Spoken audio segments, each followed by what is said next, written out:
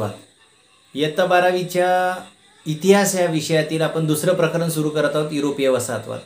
आता काही दिवसामध्ये थोडंसं गॅप झाली, त्याबद्दल सॉरी, पण आपण आता कंटिन्यू करत आहोत. सगळे चॅप्टर एक एक 1 बाय 1 इतिहासाचे कंप्लीट करून घेऊ. सोशिओलॉजीचे ऑलरेडी आपण अपलोड केलेले आहेत, ते सगळे चॅप्टर तुमच्या उपयोगी पडणार आहेत. आणि त्याच्यामध्ये जर काही समस्या असेल तर तसं तुम्ही कमेंट बॉक्समध्ये लिहू शकता. तर युरोपीय वसाहतवादामध्ये आपण काय करणार आहोत, तर वसाहतवाद म्हणजे नेमकं काय, वसाहतवादाचा अर्थ काय होतो, त्याचे स्वरूप कसं होतं, त्याचे कारणं काय आहेत आणि त्याचा परिणाम काय झाला, एवढ्या गोष्टी आपण या व्हिडिओमध्ये कवर करणार आहोत. आणि त्या पुढील ज्या गोष्टी आहेत, कुठं वसाहतवाद युरोपातील कशा पद्धतीनं कोणकोणत्या ठिकाणी काय काय झालं, ते आपण नेक्स्ट पार्टमध्ये बघणार आहोत. तर विद्यार्थी मित्रांनो, चॅनलला फर्स्ट टाईम भेटत असाल तर लाईक, शेअर आणि सबस्क्राईब करायला मात्र विसरू नका. तर मी मोहनदास सलामी, अफेक्ट ऑफ लर्निंगमध्ये आपलं सर्वांचे स्वागत करतो. आणि चला लगेचच सुरुवात करूया युरोपातील वसाहतवाद या चॅप्टरला. इयत्ता 12वी इतिहासाच्या संदर्भामधील आपण व्हिडिओ बघत आहोत. हा व्हिडिओ यायला जरा जास्तच उशिरा झाला, काही अपरिहार्य कारणामुळे ह्या गोष्टीला आपल्याला जरा उशीर झालेला आहे, त्याबद्दल क्षमस्व. तर आज आपण बघणार आहोत युरोपीय वसाहतवाद प्रकरण दुसरं. आता यामध्ये 2 शब्द आहेत, युरोपीय वसाहतवाद. युरोपीय वसाहतवादमध्ये युरोपामध्ये कशा कशा पद्धतीचा वसाहतवाद होता, ह्या 2 गोष्टी आपल्याला महत्त्वाच्या इथं बघायच्या आहेत. या चॅप्टरमध्ये आपल्याला कुठल्या कुठल्या गोष्टी बघायला मिळणार आहेत ते बघून घेऊ थोडक्यामध्ये. तर वसाहतवाद, त्याचा अर्थ आणि स्वरूप काय होते ते बघायचं आहे आपल्याला. त्यानंतर आहे वसाहतवाद निर्माण कसा झाला, म्हणजेच त्याला आपण म्हणतो त्याच्या उदयाची कारणं कोणती आहेत ती. त्यानंतर वसाहतवाद निर्माण झाला तर त्याच्यावर परिणाम काय झाला. त्यानंतरचा टॉपिक आहे युरोपीय वसाहतवाद. त्यामध्ये युरोपामध्ये कोणकोणत्या ठिकाणी वसाहतवाद होता, जसं अमेरिका आहे, ऑस्ट्रेलिया आणि न्यूझीलंड आहे, आशिया खंड आहे, त्यानंतरचा आफ्रिका इत्यादी भागामध्ये वसाहतवाद कशा पद्धतीचा होता आणि त्याचे परिणाम काय झाले, कशा पद्धतीनं सगळ्या गोष्टी घडल्या, हे सगळं आपण या चॅप्टरमध्ये बघणार आहोत. एकच व्हिडिओमध्ये सगळं संपूर्ण चॅप्टर कदाचित कवर होणार नाही, तर तेव्हा आपण त्याचे वेगवेगळे पार्ट बनवणार आहे. तेव्हा तुम्ही सगळे पार्ट्स बघून घ्या. आणि सोशिओलॉजीच्या संदर्भामध्ये 12व्या वर्गाचा जास्तीत जास्त डाटा, म्हणजे संपूर्ण डाटा तुम्हाला या अफेक्ट ऑफ लर्निंग आपल्या चॅनलवर मिळणार आहे. तेव्हा चॅनलला फर्स्ट टाईम भेटत असाल तर लाईक, शेअर, सबस्क्राईब करायला मात्र विसरू नका. आणि आपल्या मित्रमंडळीपर्यंत जास्तीत जास्त व्हिडिओ शेअर करा. तर चला विद्यार्थी मित्रांनो, उशीर न करता आपण सरळ विषयाला हात घालू आणि सुरुवात करूया. तर काय होते वसाहतवाद आणि युरोपामधलं वसाहतवाद कुठल्या बाबतीमध्ये आहे ते जरा आपण आता बघू. तर वसाहतवादाचं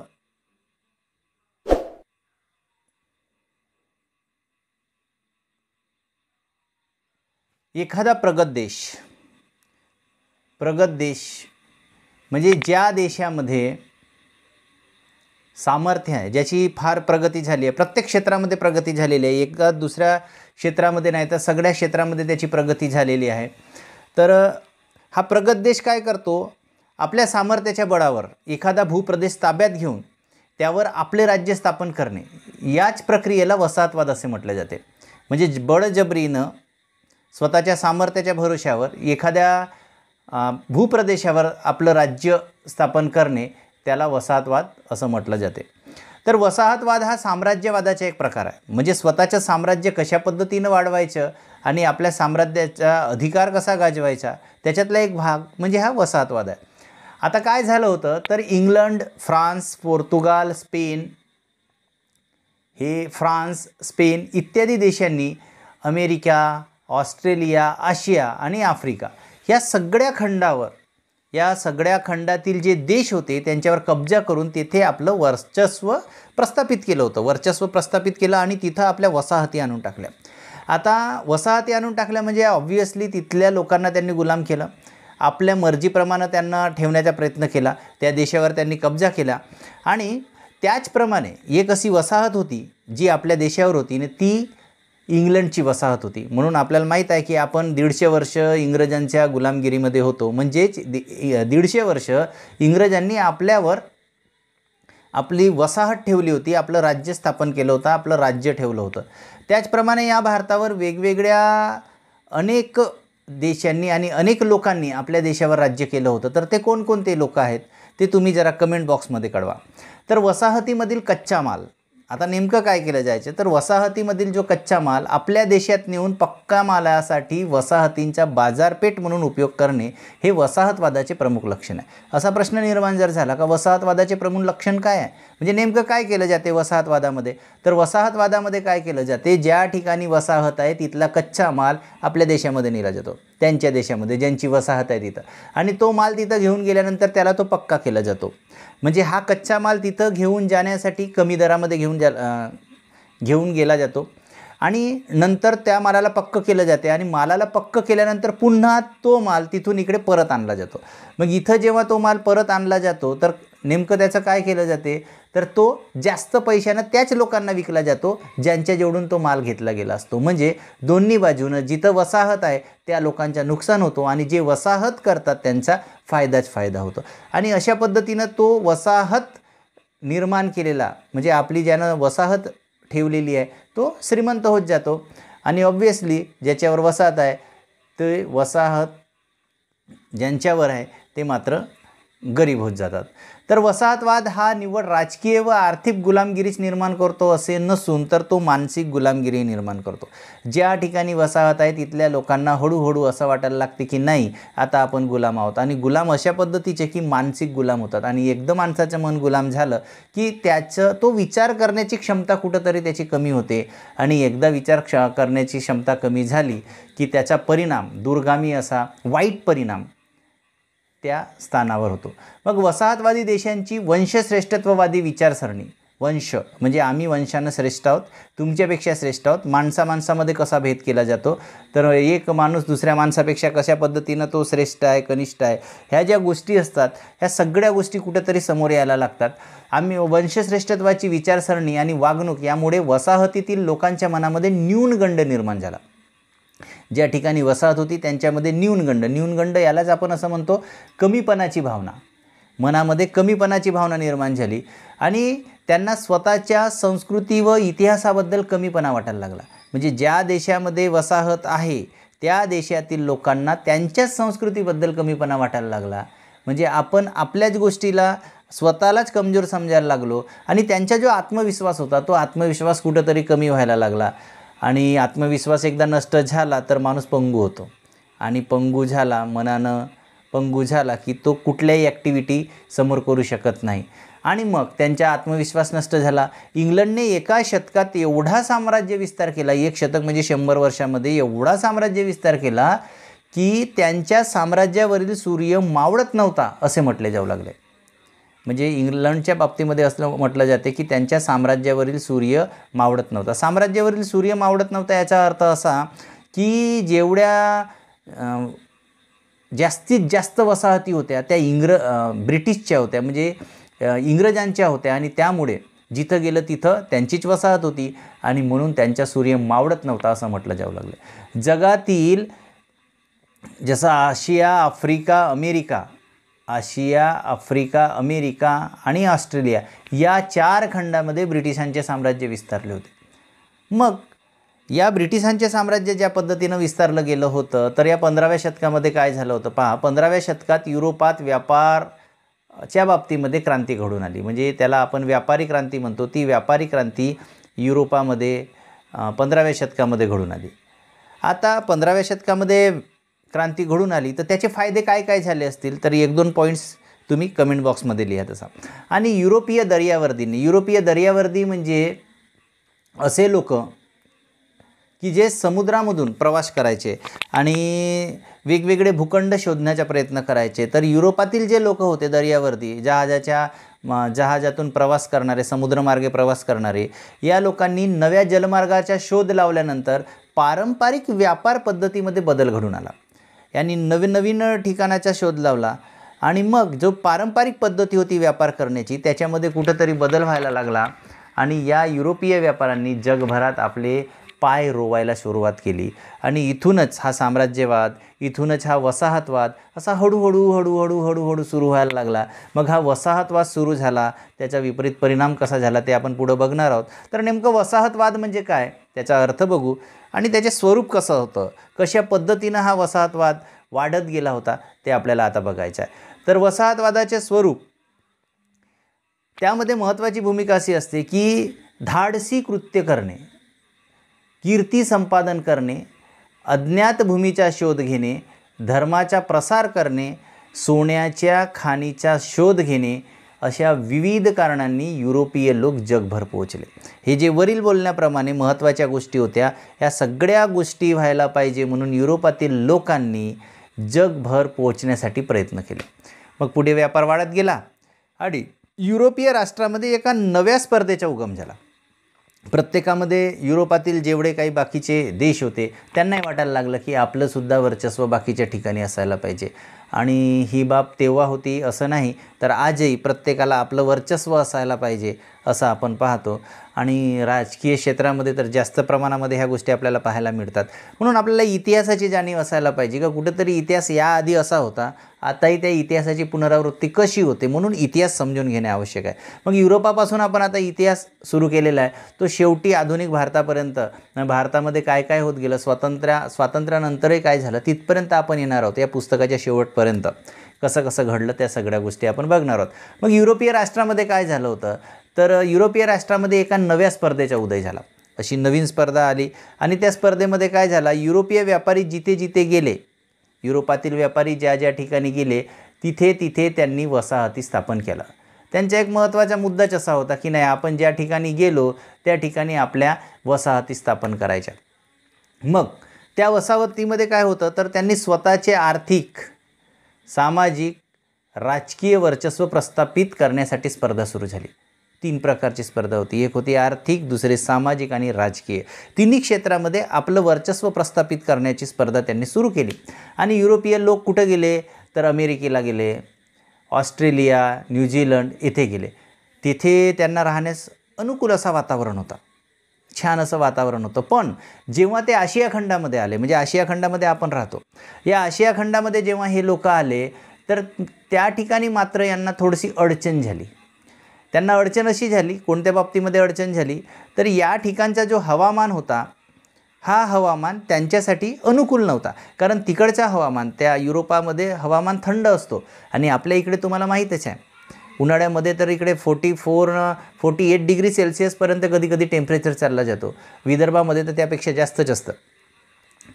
आणि मग अशा ठिकाणी त्यांना थोडंसं जुळवून घेणे कठीण गेलं. पण हवामान अनुकूल असो किंवा नसो, युरोपीय लोकांनी स्थानिकांना हुसकावून लावले आणि असं ठरवूनच दिलं होतं की स्थानिक लोकांवर आपण वर्चस्व आपलं प्रस्थापित करायचं. मग त्यांनी त्या हवामानाची तमा न बाळगता इथल्या लोकांना हुसकावून लावले. वसाहतीमधील स्थानिक लोकांचे मानसिक खच्चीकरण करण्यात समोर आले ते. म्हणजे इथला जो माणूस होता त्याचं मानसिक खच्चीकरण झालं, त्याला मनानं दुबळं करण्यात आलं. आणि यामध्ये समोर होते इंग्रज. म्हणजे आता फक्त भारतामध्ये इंग्रजांनी राज्य केलं हे आपण शिकतो. आता जवळ 15 ऑगस्ट येत आहे, तेव्हा आपल्यामध्ये थोडीशी देशभक्ती वगैरे सुद्धा जागृत होते 1-2 दिवस, आणि नंतर दुसऱ्या दिवशी लगेचच विसरून जातो. पण ते तसं व्हायला नको. समाजशास्त्रामध्ये हा सुद्धा भाग आलेला आहे, प्रादेशिकतावाद, त्याच्यानंतर राष्ट्रवाद वगैरे, ह्या सगळ्या गोष्टी तो आपण डिटेल व्हिडिओ तिथं टाकलेल्या आहेत, ते तुम्ही तिथून बघून घ्या. तर काय झालं होतं, मानसिक खच्चीकरण करण्यामध्ये हे इंग्रज होते, डच, पोर्तुगीज, हे इंग्रज, डच, पोर्तुगीज, फ्रेंच यांनी पुढाकार घेतला. आणि हे जेव्हा समोर आले तेव्हा ऑब्व्हियसली इथली जी जनता होती ती जनता बिचारी घाबरायला लागली, स्वतःचं अस्तित्व कुठंतरी विसरायला लागली. शिक्षणाचा प्रसार जेव्हा झाला ते हळूहळू मग नंतर क्रांती करायला लागली, हा भाग वेगळा. पण सुरुवातीला त्याची परिस्थिती जरा वेगळी होती. आणि 19व्या शतकाच्या उत्तरार्धात इंग्लंडचा व्यापार, 19वं जे शतक होतं त्या शतकाच्या उत्तरार्धात नंतरच्या भागामध्ये इंग्लंडचा जो व्यापार होता तो औद्योगिक क्रांतीमुळे भरभराटीस आला होता. म्हणजे औद्योगिक क्रांती जास्त प्रमाणामध्ये झाली आणि आरमारी सामर्थ्याच्या जोरावर इंग्लंडने, आरमाराच्या जोरावर जहाजाच्या माध्यमातून इंग्लंडने आशिया आणि आफ्रिका खंडातील राष्ट्रावर आपले वर्चस्व प्रस्थापित केले. म्हणजे आपल्यावर त्यांनी जास्तीत जास्त स्वतःचं वर्चस्व असं प्रस्थापित केलं. मग काय करायचं, तर व्यापारातून अतिरिक्त नफा, व्यापारामधून अतिरिक्त नफा, अतिरिक्त नफ्याची गुंतवणूक आणि गुंतवणुकीसाठी वसाहत आणि वसाहतीशी व्यापार, त्यातून नफा, अशी साखळी यांनी तयार केली. म्हणजे कोणकोणत्या गोष्टी तयार केल्या यांनी, पहिल्यांदा व्यापार करायचा, त्याच्यामधून अतिरिक्त नफा मिळवायचा. मग अतिरिक्त नफा मिळवला की तो आलेला नफा पुन्हा त्याची गुंतवणूक करायची, म्हणजे पुन्हा बिझनेसमध्ये तो पैसा टाकायचा, आणि गुंतवणूक झाली की पुन्हा त्यामधून गुंतवणुकीसाठी वसाहत करायची आणि वसाहतींशी व्यापार करायचा, त्यातून पुन्हा नफा मिळवायचा. अशी हे चक्राकार साखळी तयार करण्याचं काम यांनी केलं. आणि इंग्लंडप्रमाणेच फ्रान्स आहे, बेल्जियम आहे, इटली आणि जर्मनी हे देशही वसाहती स्थापन करण्यात आघाडीवर होते. जसं इंग्लंडनं वसाहती स्थापन केल्या तसंच फ्रान्स, बेल्जियम, इटली आणि जर्मनी याही देशांनी इतरांवर वसाहती स्थापन केल्या होत्या. मग हे वसाहती, हा नेमका वसाहतवाद नेमका काय ते आपण बघू. आता हा वसाहतवाद सुरू झाला, याचा उदय कसा झाला, उदय होण्याची कारणं काय होती. तर वसाहतवादाच्या उदयाची कारणं, पहिली गोष्ट होती औद्योगिक क्रांती. तर औद्योगिक क्रांतीमुळे काय झालं, वसाहतवादाला जास्तीत जास्त चालना मिळाली. औद्योगिक, कारण उद्योग निर्माण झाले होते, औद्योगिक नवीन नवीन टेक्नॉलॉजी आली होती, नवनवीन यंत्र आले होते, आणि या यंत्राच्या माध्यमातून जास्तीत जास्त जे काम 100 लोक करत होते ते काम एक मशीन करायला लागली.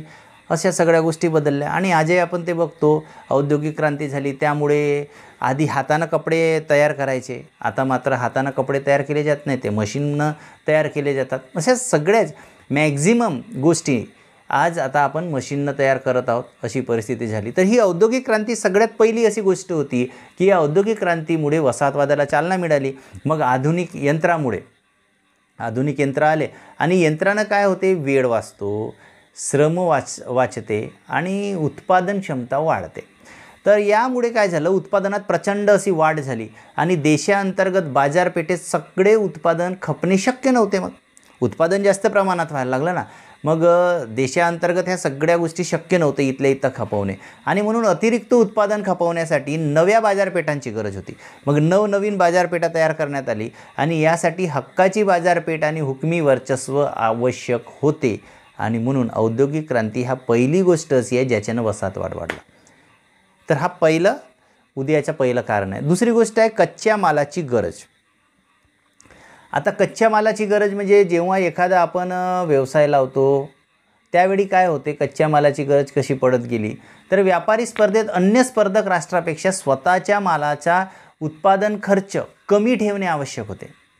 स्वतःच्या मालाचा उत्पादन खर्च म्हणजे उत्पादन करण्यासाठी जो खर्च लागतो तो कमी ठेवणे आवश्यक होतं, आणि स्वतःची मक्तेदारी निर्माण करण्याची आवश्यकता होती. मालाचा उत्पादन खर्च कमी व्हावा म्हणून कच्चा माल स्वस्त किमतीत मिळणे आवश्यक होतं. एखाद्या ठिकाणी एखादा बिझनेस आपल्याला लावायचा आहे आणि वस्तू विकायच्यात, तर त्याचा जो कच्चा माल असतो तो जर कमी किमतीमध्ये मिळायला लागला, तर कमी किमतीत तो माल मिळाला की आपण ऑब्व्हियसली जास्तीत जास्त रुपयामध्ये विकला तर तो मध्ये जो असतो तो नफा जास्तीत जास्त प्रमाणामध्ये मिळतो. आणि म्हणून त्यासाठी वसाहतीवरील निर्विवाद वर्चस्व प्रस्थापित करणे युरोपातील राष्ट्रांनी सुरुवात केली.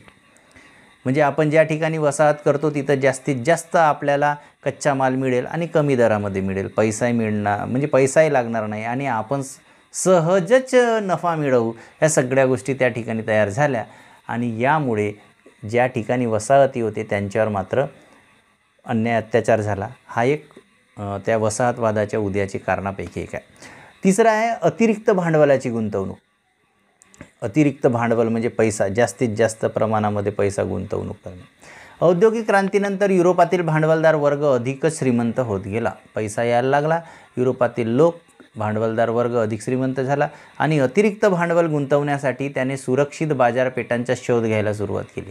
मग हा जास्तीचा आलेला नफा आपण कुठं गुंतवायचा याच्यासाठी या लोकांनी काय केलं, बाजारपेठा शोधायला लागल्या. आणि या दृष्टीने आर्थिकदृष्ट्या अप्रगत होता, कमकुवत होता, पैशाच्या बाबतीमध्ये अप्रगत वसाहतीमधील बाजारपेठ अधिक सुरक्षित होती.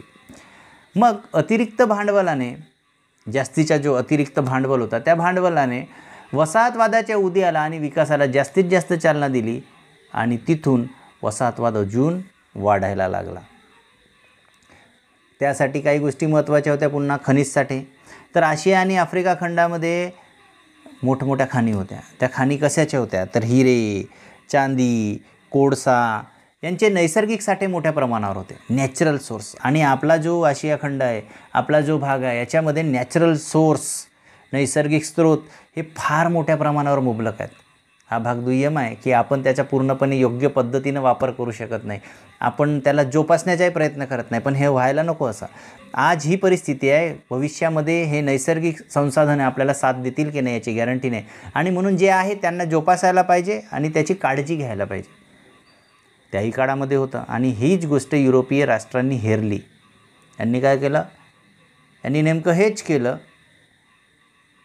रेडीमेड सगळ्या गोष्टी मिळत आहेत ना, मग घेऊन घ्यायच्या असं त्यांनी ठरवून घेतलं.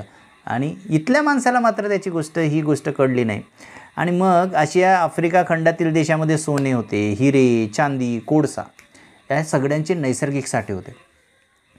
आणि ते नैसर्गिक साठे होते तर काही फार कमी प्रमाणावर होते असे नाही, तर मोठ्या प्रमाणावर होते. आणि त्यामुळे युरोपमधील व्यापाऱ्यांना आशिया आफ्रिकेतील प्रदेशांचे आकर्षण जास्त होते. मग जिथं सोने, हिरे, चांदी, कोळसा यांचे नैसर्गिक साठे आहेत, खरोखरच त्या गोष्टीचं आकर्षण असेलच. आणि म्हणून हे युरोपीय व्यापारी जास्तीत जास्त प्रमाणामध्ये इकडे यायला लागले. मग ही एक गोष्ट वसाहतवादासाठी कारणीभूत ठरली. नंतरची गोष्ट आहे भौगोलिक महत्त्व. आशिया आफ्रिका खंडातील काही प्रदेश भौगोलिकदृष्ट्या मोक्याच्या स्थानावर आहेत. भौगोलिक जिओग्राफिकली जर आपण विचार करायला लागलो तर मोक्याच्या ठाणावर आहेत. हे युरोपीय राष्ट्रांच्या लक्षात आलं आहे. हे महत्त्वाची गोष्ट होती. आणि अशा प्रदेशापैकी कोणकोणते प्रदेश होते जे मोक्याच्या ठिकाणी होते? तर माल्टा, जिब्राल्टर, त्याच्यानंतर एडन, सिंगापूर, अंदमान निकोबार यासारखे प्रदेश इंग्लंडने स्वतःच्या वर्चस्वाखाली आणले. इंग्लंडनं काय केलं? हे जे महत्त्वाचे भौगोलिक ठिकाण होते, ज्यामध्ये Malta, Gibraltar, Aden, Singapore, Andaman Nicobar ह्या सगळ्या गोष्टी आपल्या वर्चस्वाखाली आणल्या. आणि मग वर्चस्वाखाली या सगळ्या गोष्टी आणल्यामुळे वसाहतवाद वाढायला लागला. पुढची बाजू होती अशी मजुरांची उपलब्धता. देशाची लोकसंख्या आता तर फारच आहे, आपल्या देशाची लोकसंख्या त्याचप्रमाणे त्याही वेळेस होती, पण तेवढी नव्हती, कमी होती काही प्रमाणात. पण आता जरा जास्तच वाढलेली आहे, ती कंट्रोल करणे आवश्यक आहे. तर मजुरांची उपलब्धता जास्त प्रमाणात. युरोपीय व्यापाऱ्यांना मोठ्या प्रमाणावर आणि स्वस्तात, त्यांना मजूर पाहिजे होते जास्त पण कमी दरात, स्वस्तामध्ये पाहिजे होती, मिळवण्याची गरज होती. ही गरज वसाहतीमधून भागली त्यांची. आणि यातूनच पुढे गुलामांचा व्यापार वाढीस लागला. गुलामगिरी निर्माण व्हायला लागली आणि हळूहळू लोक गुलाम व्हायला लागले. त्यामध्ये एक नवीन भाग आला, तो आला वंशश्रेष्ठत्वाची कल्पना. आफ्रिका आणि आशिया खंडातील जनतेला सुसंस्कृत करण्याची जबाबदारी आपणावर आहे अशी युरोपीय वसाहतवाद्यांनी भूमिका घेतली. आणि या भूमिकेमधून त्यांनी ख्रिस्ती धर्माच्या प्रसाराला चालना दिली जास्त प्रमाणात. ख्रिस्ती धर्माच्या प्रचाराला आणि प्रसाराला जास्त प्रमाणामध्ये चालना दिली. यामुळे जो ख्रिस्ती धर्म होता तो वाढायला लागला आणि यातून वसाहतवाद अधिक वाढीस लागला. आता ह्या सगळ्या गोष्टी आतापर्यंत जे आपण मुद्दे बघितले, हे सगळे मुद्दे कुठल्या गोष्टीसाठी कारणीभूत ठरले? तर युरोपीय वसाहतवाद निर्माण होण्यासाठी उदयाची जे कारणं होती, ही सगळी कारणं त्या गोष्टीसाठी कारणीभूत ठरली. आता वसाहतवाद निर्माण झाला, सगळं काही झालं, याचा परिणाम काय झाला? आता प्रत्येक गोष्टीचा चांगलाही परिणाम होतो, वाईटही होतो. पण त्यावेळी इंग्रजांनी किंवा ज्या युरोपीय लोकांनी आपल्यावर राज्य केलं, त्यांचा एकच असा टार्गेट होता आणि त्यांचा एकच टार्गेट म्हणजे पैसा कमवणे आणि नफा कमवणे. पैसा कमवण्यासाठी त्यांना जे वाटेल, जशा पद्धतीनं वाटेल ते सगळं करण्याचा प्रयत्न केला आणि सामान्य मात्र याच्यात भरडली गेली. मग याचा परिणाम काय झाला? तर याचा परिणाम असा झाला, आशिया व आफ्रिका या खंडातील लोकांचे आर्थिक शोषण करण्यात आले. इकॉनॉमिकली पैशाच्या बाबतीमध्ये शोषण करण्यात आले. वसाहतीतील लोकांनी त्यांचे स्वातंत्र्य गमावले. वसाहतीमधील लोकांनी स्वतःचं स्वातंत्र्य गमावलं, ते स्वतंत्र राहिले नाही, त्यांची विचारसरणीसुद्धा स्वतंत्र राहिली नाही. आणि आर्थिक शोषणाची परिणिती स्थानिक लोक दरिद्री होण्यात झाले. मग एवढ्या सगळ्या सोन्याच्या, हिऱ्याच्या सगळ्या खाणी ज्या भागामध्ये होत्या, तिथले लोक मात्र आता दरिद्री व्हायला लागले. ही फार मोठी वाईट अशी गोष्ट त्या काळामध्ये झाली. आणि वसाहतवादाच्या विघातक परिणामांच्या जोडीला वसाहतीमध्ये काही विधायक गोष्टी घडल्या. जसं कसं, कोणकोणत्या गोष्टी घडल्या? जसं वसाहतीमध्ये राजकीय, सामाजिक, आर्थिक, शैक्षणिक जागृती झाली. ही एक थोडी सकारात्मक बाब झाली. आणि लोकशाही पद्धत, त्याच्यामध्ये स्वातंत्र्य, समता, बंधुता यासारख्या आधुनिक जीवनमूल्यांचा त्यांना परिचय झाला. थोडं शिक्षण मिळायला लागलं, तर ह्या गोष्टी त्यांना समजायला लागलं.